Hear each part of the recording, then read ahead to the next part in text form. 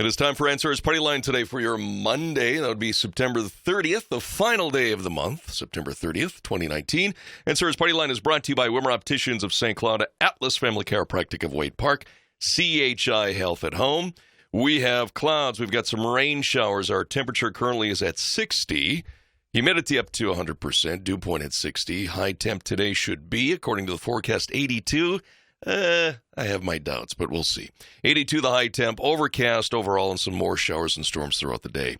My name is Brad Melke. Good morning. In studio with us from the Soil and Water Conservation District, we have Dennis Fuchs, administrator from the I always get those acronyms all messed up, Dennis. SWCD. Thank you. And we have from the NRCS, I'm not even going to try that one, Chris. District Conservationist, Chris Hogge with us. Good morning, gentlemen. Good morning. How are you doing? I am doing wonderful.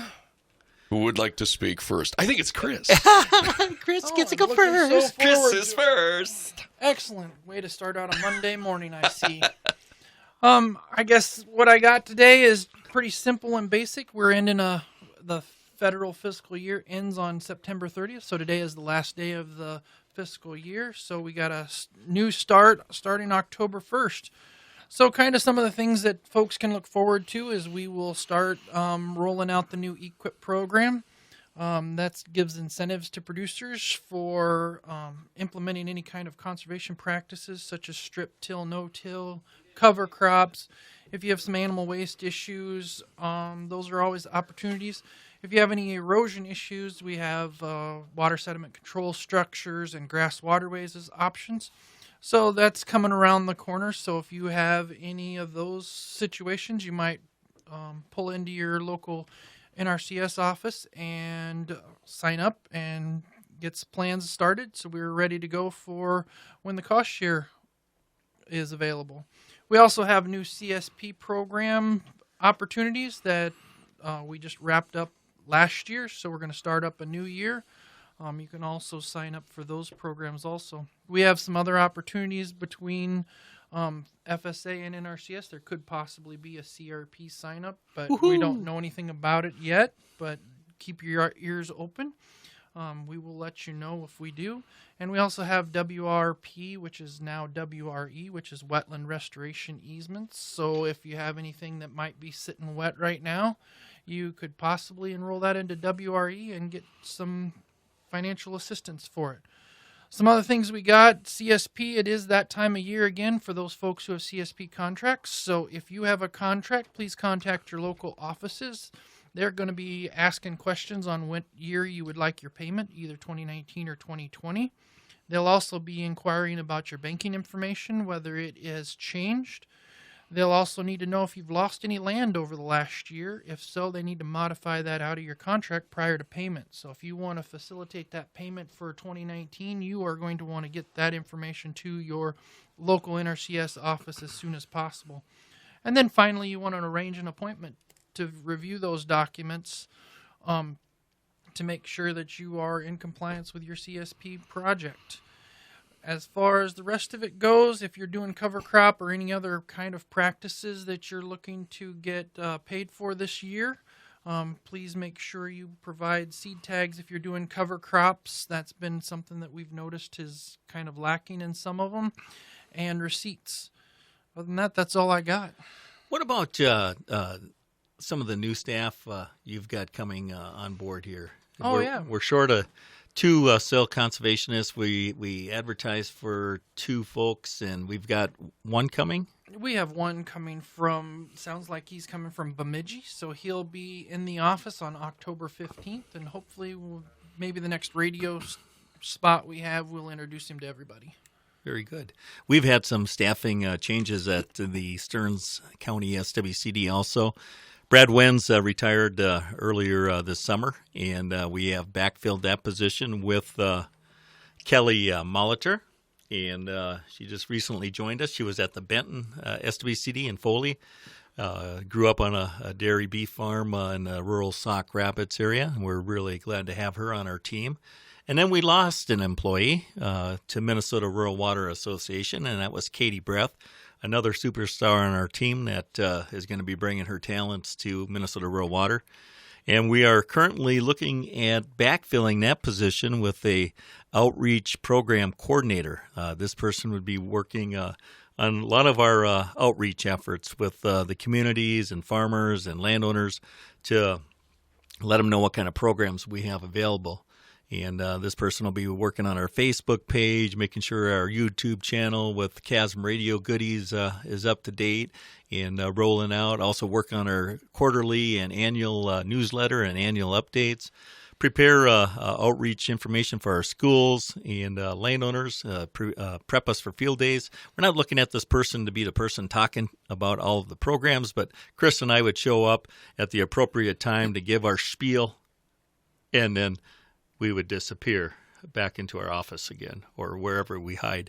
But so we're excited to have this person. If anybody out there listening is interested in applying for this position, we do have the information on our website. So just Google Stearns SWCD, and you'll see it on the front page there.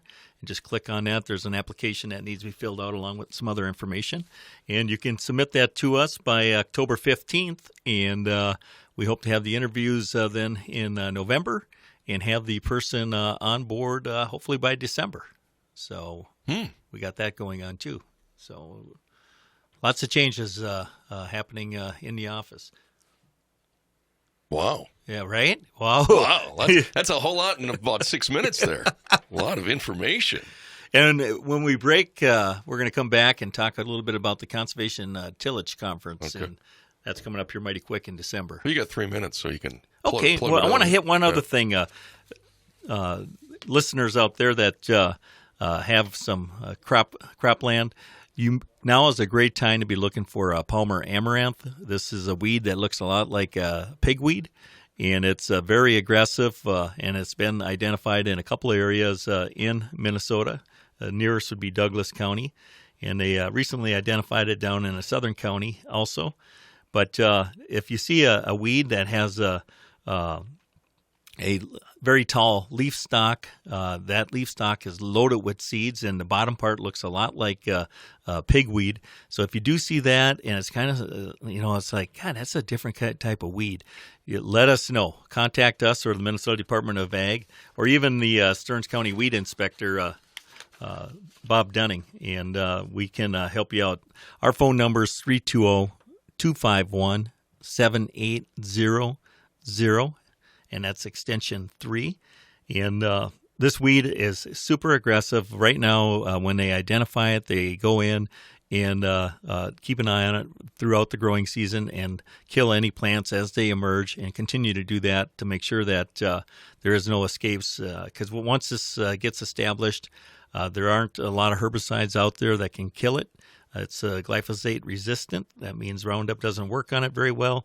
And we need to do whatever we can to contain this and keep it from becoming a larger problem than what it is. So just keep your eyes open out there as you're harvesting your corn, soybeans, and if you see something out of place, don't be afraid to give us a call, and we can get a hold of the Department of Ag and or the Stearns County Weed Inspector and make sure that we do a good job of containing this in Stearns County and central Minnesota.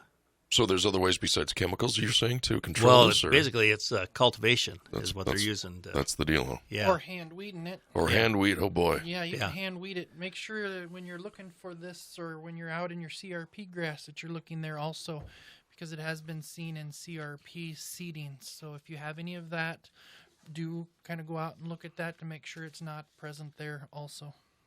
All right. Well, tell you what, we'll take a break for some news information. Coming up at 9:30, we'll have some weather, look at your brownfield markets. That will be all coming up here on KASM Radio. All right, so it's Partyline today for your Monday, visiting with Dennis Fuchs and also Chris Hogge from the SWCD NRCS offices right there. Dennis, it's your turn. Yeah, I want to talk to you folks about an upcoming Conservation Tillage Conference. This is going to be happening Tuesday, December 17th, and Wednesday, December 18th, at the Holiday Inn in St. Cloud. Now, these have been moved throughout Minnesota, and this is the first time we're having the Conservation Tillage Conference in St. Cloud. Last year and the year before, it was up at Fargo. It's been down at Mankato, down by Morton, by Jackpot Junction. So it's really exciting to have this right here in central Minnesota. And we're hoping we get a good turnout. There's a lot of opportunity for some reduced tillage in central Minnesota. Some of the conference highlights include weed species shift and control.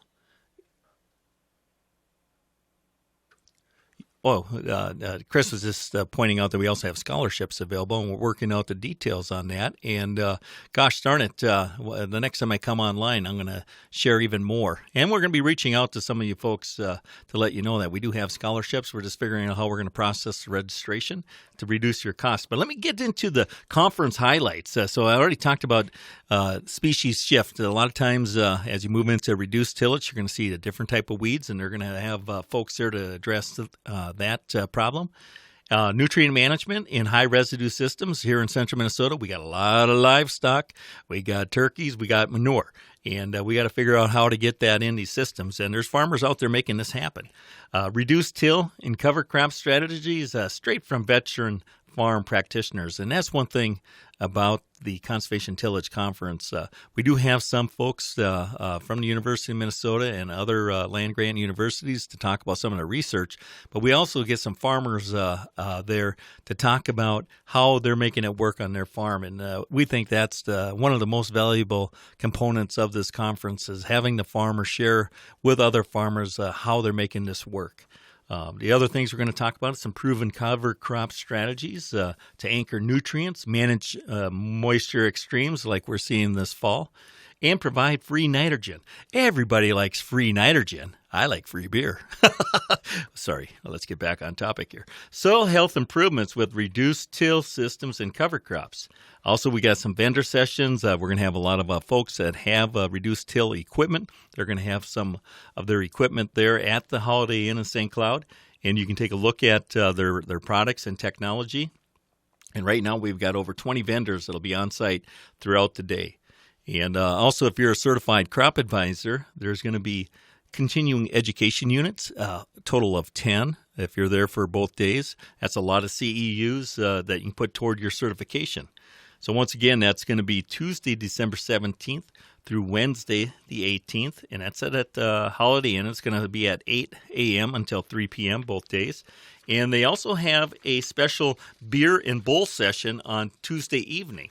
And that's one of the things that I really like to participate in. And You're good at it. Yeah, I'm good at that part. And then we get a chance to visit with the vendors. They'll be in, other farmers. It's just a very relaxed setting to have a beer and talk about what's working, what's not working, and some of the things that farmers see that could be made as improvements to their reduced till system, and sharing some of the success stories. We do have a couple of keynote speakers for the conference. They have invited David Lobb, L-O-B-B, from the University of Manitoba. And, you know, we do have a speaker here coming from Iowa, too. But a lot of folks say, well, that's northern Minnesota or central Minnesota or Minnesota. They won't work. Reduced till systems don't work that far north. So we're going to bring in a speaker from Manitoba, and he's going to talk about some of the processes that occur in when you transfer from a more aggressive tillage system like moldboard plowing and chisel plowing to a reduced till situation like no-till or strip till. And then we're also going to bring up a person from Iowa, Seth Watkins. He's a farmer, and he's a long-term farmer with implementing the conservation strategies. And it's all about working in harmony with the land around him. Strategic placement is key. He's going to talk about how he manages his soil fertility. And Seth sees no conflict between profitability and environmental sustainability. His farm, Pinhook Farm, is a little slice of paradise in the rolling hills of southwest Iowa, featuring rotational grazing, restricted wildlife areas, riparian buffers, wetlands, integrated pest management, prescribed burning, windbreak restorations. My gosh, this guy's done a lot. No-till cover crops, terraces, prairie restoration, CRP, late season calving, and prairie strips. I don't know when this guy finds time to talk, but he's going to be joining us right here in St. Cloud. So you're going, I don't know about it. I'm going to attend that. That's not really for me. Well, why attend? Roll up your sleeves for some practical, hands-on information for improving your soil's health. Reducing tillage and incorporating cover crops has been shown to build a resilient soil which can buffer crop from weather extremes, reducing the risk of yield loss.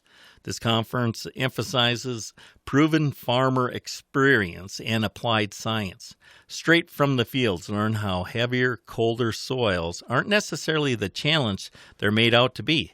Hear from long time, no-till, and reduced tillage farmers as they share their experience so you can be spared the same learned lessons that they went through.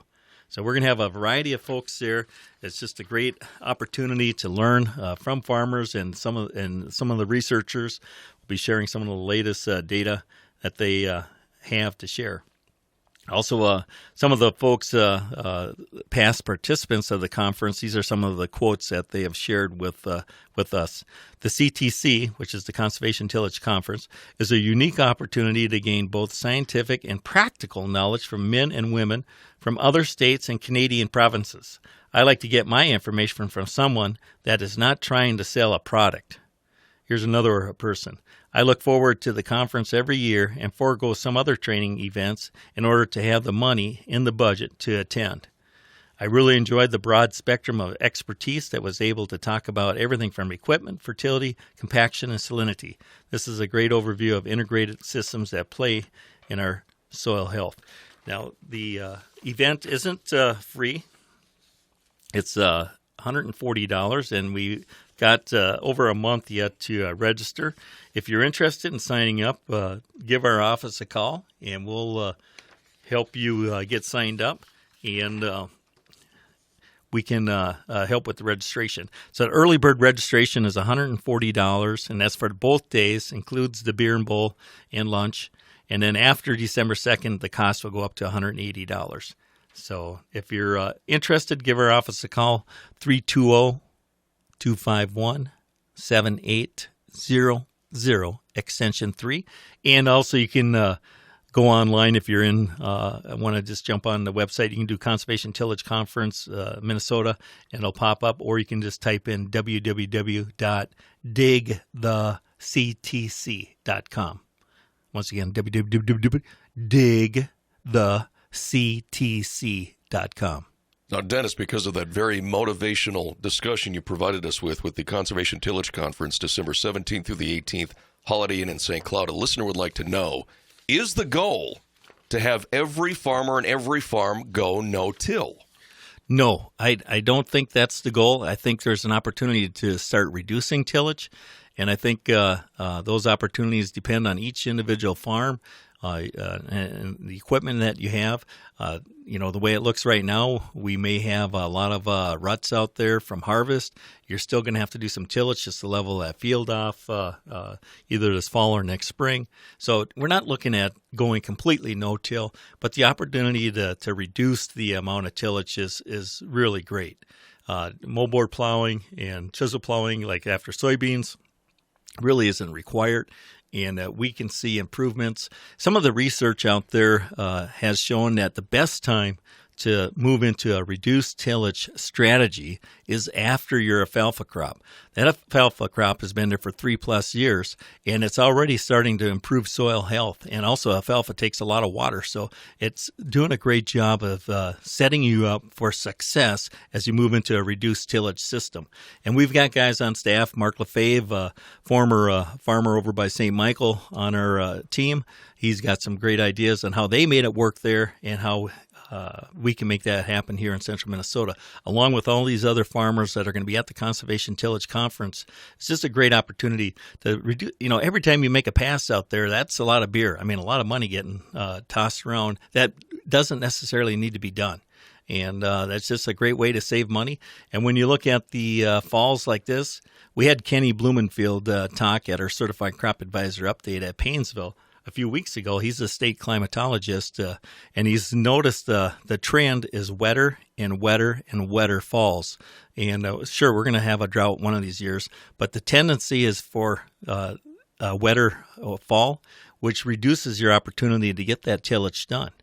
So there's having one less field operation to have in the fall, along with all the other things that you needed to get done. It just is a great opportunity to take that out of your to-do list and still maintain very high yields and also protect the environment. All right. So there are programs that say you wanted to try this and you wanted to visit with Chris. Hey, I would like to, I'm doing moldboard plow. Is there a CSP or EQIP program that I could look at doing some crop residue management? Is there a program? Can I sign up for something? Yeah, there's EQIP that you can sign up. They run, you can either do an individual single year or you can do a 3-year project of no-till. And there's also, you can tie that to a CSP contract if you have not done it in the past or you're still experimenting with it.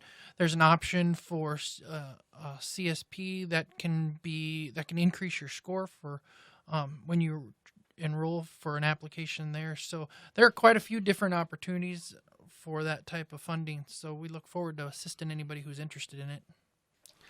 Another program that we recently were awarded at Stearns County was the Kernza project that we're working on. The actual project title is Accelerating Perennial Crop Production to Prevent Nitrate Leaching. And we're excited. Perennials are awesome. You don't have to do the tillage, just like alfalfa. So once you get it established, you really have a soil-conserving crop. And Kernza is actually intermediate wheatgrass. It's been around for a long time. But University of Minnesota, through their Forever Green project, is creating a seed that doesn't shatter. And they actually got a new Kernza variety called Minnesota Clearwater. And that's what we have got planted here in central Minnesota. And what we received was a $444,000 from the not the University of Minnesota, but the Environmental and Natural Resources Trust Fund.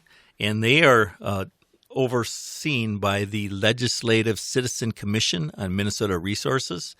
And we were very lucky to have this. We worked with Jake Youngers, Professor Jake from University of Minnesota Forever Green, and we're going to be doing some research out at Westport at the Roshholt demonstration farm. We're going to be establishing Kernza, alfalfa, and some perennial grasses like big blue stem, little blue stem, and see how they compare in allowing nitrates to move through the soil profile. Kernza has a rooting depth of over 10 feet. Once it's established for a period of time, those roots are just tremendous sequesters of nitrates. It's like a big vacuum cleaner out there that's sucking up those nitrates. That's why I'm excited about it, because we're also going to have a demonstration over at Cold Spring, where they've been experiencing some slight increases in nitrates over time. And once it hits 10 part per million, everything's offline. It's got to be treated. And they already are working on a reverse osmosis treatment system to make sure that they've got safe drinking water for their residents. And what we're going to do there is work with a couple farmers and have about 40 acres in production and in the drinking water supply management area. So we're hoping that these Kernza plants with roots that go down to 10 feet pull up those nitrates and use them for plant growth, and then we'll take the seed off, and then we're going to be working with the other components. We got the research component out at Westport. We got the demonstration part by Cold Spring. Oh, and I forgot to mention the city of St. Cloud also as part of this demonstration project over by their wastewater treatment plant by Opportunity Drive and Interstate 94. They have a 10-acre field that they have planted the Kernza this fall, and we'll be checking out. That's actually the source water protection area for the city of Minneapolis and St. Paul, those little guys down there. So they like clean water too. So, and then the third component is to take some of the seed and straw from the Kernza and evaluate it for beer and bakery and other food products, and also non-food products. We're going to be looking at potentially taking a look at the straw for nutrition and amount of nutrients there for livestock. We did have a seed production field in the Cold Spring wellhead protection area last year. That was harvested this August, and we were looking at regrowth right now of about a foot, and it would be great for grazing too. So not only do you get the seed, but you also get the straw off the field, and then also the grazing potential after the harvest of the seed. So they don't know the potential nutritional value of the kernza after it's harvested at this point? Well, they're looking at the straw. There's the straw part. Okay. Yeah, the kernza seed they know a lot more about. They've done a lot of work on that already. But we're also working with General Mills. General Mills, through their organic division, Cascadian Farms, had produced a kernza cereal this past spring, and there was only a limited amount of seed produced, so we need more kernza seed in order to produce a larger product. So there's a lot of work that goes into creating a new crop. I'm realizing, just the whole value chain has got to get developed before you can just say, here, grow it. And then the whole agronomics component is getting worked on too, and that's where the University of Minnesota Forever Green are working on the agronomy. They had a lot of the early kernza seeds plants were shattering before they could harvest, so you're a lot of harvest loss. I mean, it looked like you went through to a John Deere combine, stuff laying all over the ground. No, I'm just kidding. Oh gosh, did I say that out loud? Okay. I'll just edit that out. Okay, all right, never mind. We'll tweak that. But so the plant breeding, so right now we're using the Minnesota Clearwater as the most recent variety that was developed by the University of Minnesota, which I just love the name, Minnesota Clearwater. It's named after lakes. They're going to try to keep it that way. And Clearwater is central Minnesota, located at lake and town, and plus the clear water, like kernza cleaning up our water. So it's just a fantastic crop then. We're really excited to be taking a look at this. So do you see this, Dennis, as something, once the seed is developed, because it's a long process with nature, that sometime this will be an ample crop that farmers will try to plant? Yeah, and right now, it's so new, and we're still learning a lot about it, but we're hoping that we can grow this product in the future, maybe like sugar beets, and it would only be in certain areas that this crop would be growing. We really would like to see this targeted to some of the wellhead protection areas where we're seeing nitrates increasing, and there's several areas across Minnesota where we're seeing, especially in coarse textured soils. And if you're growing potatoes or other crops, they let nitrates move through the root profile, and it slips into our drinking water supply, which isn't good. When you got a plant like kernza with a fibrous root system down 10 feet plus, it does a great job of not letting any nitrates, and it uses that for plant growth and seed development. Okay. 4 minutes. It's all up to you. All right. I did have one grant that the Minnesota Department of Ag had available. Let's see if I can find it. This is called the Agri-Livestock Investment Grant from the Minnesota Department of Ag. And in order to be eligible to this, you got to have building or facilities for the production of livestock products, development of pasture, equipment. These are all of the different types of things you could use this grant. You have to be a Minnesota livestock farmer, and you must be in good standing with the state of Minnesota, so no back taxes. You have to be a current Minnesota resident and also the principal operator of the farm. So the grant program reimburses investments in buildings, pasture. If you're going to develop a pasture, it'll help offset the cost of that, and also equipment for livestock housing, confinement, feeding, and waste management.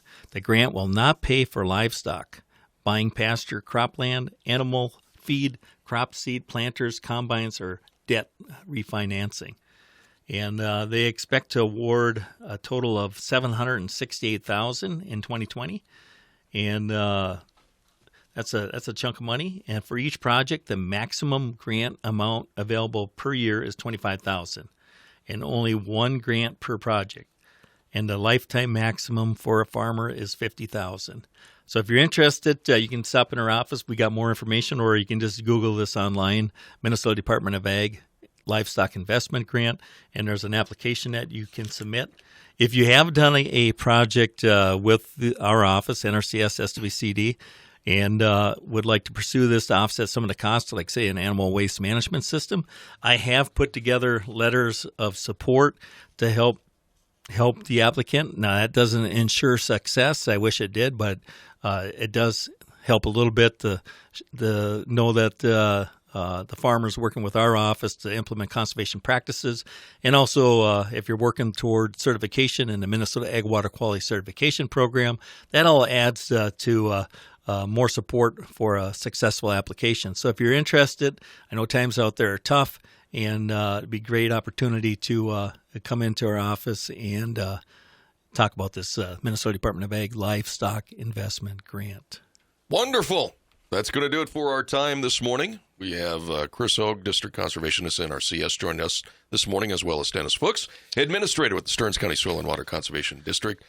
Dennis, Chris, thanks for your time. Do appreciate it. Yeah, thank you, Brad. And we'll see you November 7th. That's a Thursday. I can't wait. Woo-hoo-hoo! See you then, gentlemen. All right, we got news coming up next, KASM Radio.